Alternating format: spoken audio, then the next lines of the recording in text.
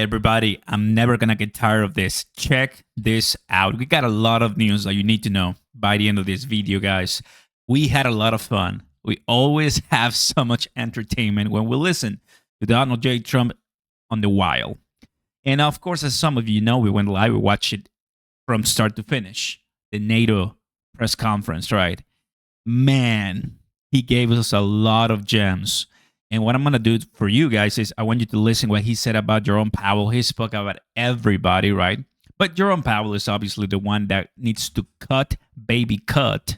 The Senate today, yesterday, the House. The guy is basically locked in. Not him, but Jerome. He's not going to cut. And, well, that's not important. The point is that everybody, we want him to do it. And there's a few things. Very stupid person. That's the way he refers to. But even the SEC, guys, is now saying the agency really mishandled Bitcoin exchanges, exchange traded products, ETFs. I want us to listen to this, just like about 60 seconds long too. And there's some big news that just came out. Everybody's talking about it. Director of the Federal Housing Committee orders preparation for businesses to count cryptocurrency as an asset for mortgage.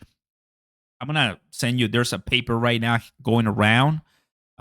If I do this, you're going to see it. Look at this one. Like everybody is referencing to this. Bitcoin equal mortgage asset.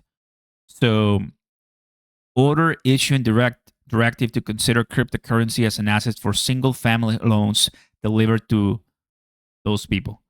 How cool that is, man. So there's great things cooking. Links down below. Start your position. Start your trading right now. I'll tell you more. Let's listen to Donald J. Trump speak because you know that we always have fun.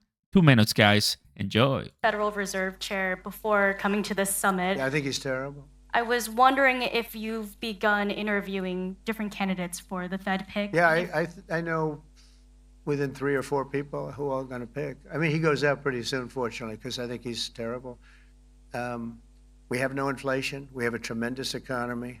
Hundreds of billions of dollars of tariff money is pouring in. Factories are being built because they don't want to pay the tariffs, so they're building them all over the country. I think we're close to $15 trillion. I told you 5.1 trillion from the Middle East alone, but of investment money coming in. There's never been anything like that in the history of our country. But we have no inflation. And we have borrowing because Biden, stupidly, they did short-term debt. So we have borrowing coming up. And, you know, we'll go 10 years, maybe longer, maybe shorter, but we'll go a long period of time when we do the debt. And because of him, because of this guy, we will have to pay for years. We'll be paying for him. And I said to him, listen, there's no inflation. He says, but maybe there'll be some. That's true. I said, if there is some, what you do is raise the rate. I'm okay with that. You raise the rate in 2 years from now or in a year from now. But because the rate's high, we have to pay more for debt. It's pretty equal. In other words, if it's 4%, it's 4%. If you drop it a point, you'll pay 3%. So it's fairly equal, not necessarily, but fairly equal. So we're going to end up paying maybe 2 points or 3 points more. 3 points would be about $900 billion a year because of this very average mentally person. He's an average mentally person. I'd say low in terms of what he does, low. Low IQ for what he does, okay? Wait, so instead of paying $900 billion, we don't want to pay 900 just because he doesn't want to lower the rate. I said, if there's inflation in 2 years or 3 years or 1 year from now, you raise the rate and you take care of the inflation, among other things. But he's probably a very political guy, I guess. I don't know. I think he's a very stupid person, actually. You were criticized. Very stupid person, right? I mean, we heard that loud and clear. We come here, guys. Now, this one's going to be pretty good. But I was listening for a total of 3.5 hours. You know, Jerome Powell, his responses, and the House members and the Senate members. And yeah, there was not a chance, not a glimpse, not a nothing that I could tell you that I found that indicated that he was going to cut rates soon. He's the chair, so he is the one deciding, and there's nothing. Before I continue, guys, I want to remind you because prices here on BTCC are looking very sexy for crypto, for Bitcoin right now. XRP and the rest are obviously, somewhat steady, holding the line. First link down below. Join me on BTCC right now. My team just informed me that, let me show you. My team just informed me about this one. Let me go ahead and save it, and I'll show you right now what we just did. There's a new giveaway, and here it is. There's a new giveaway, guys. 500 XRP starting June 26th all to the July 3rd. So it starts tomorrow. 2 winners again, guys.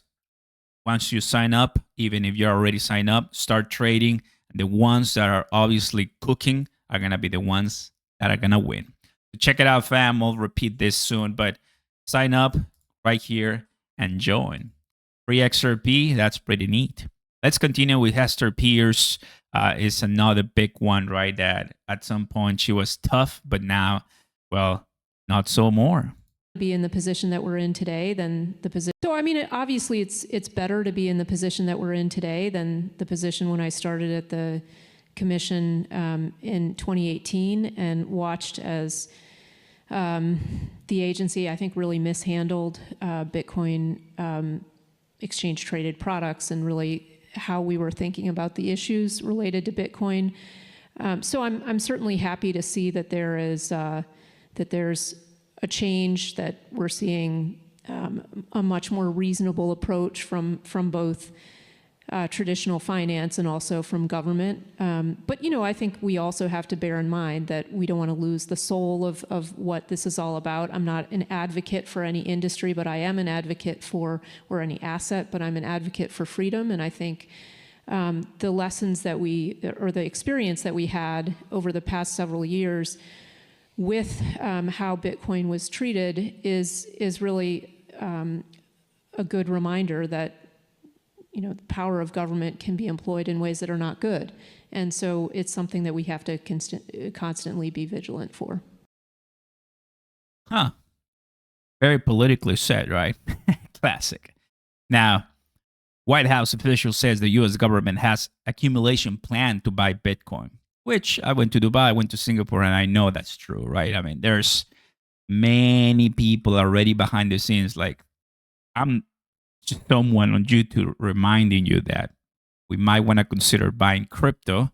But right now, there's conferences. There's some friends that are at permissionless, right? Conference. There's many conferences right now going in, and already talking more about crypto, right? So whether you are watching or actively doing it, just don't forget that crypto is here to stay. And the Fed Chair Jerome Powell says the crypto industry has matured and become more mainstream. We saw, we heard him say that. Well, the guy, that's the only thing he says. He never goes above and beyond to, give a little bit of a praise to Bitcoin or whatsoever. No, he maintains his lines. He doesn't really go beyond, this 2 lines of being correct as far as his role, right? And a lot of people want him to be more vocal, right? Because inflation, many things affect that. And the only thing he's willing to speak is on tariffs. Classic. So guys, 6 trillion asset manager Fidelity says Bitcoin and crypto continue to evolve. I think a lot of people are aware of that. So this is big, pretty big news for crypto and assets, right? And crypto continues giving us some surprises. Saturday, that's when the attack happened. That's when the mission happened, Midnight Hammer. Today is Wednesday, not even a week passed, and I'm not hearing much of Iran or Israel.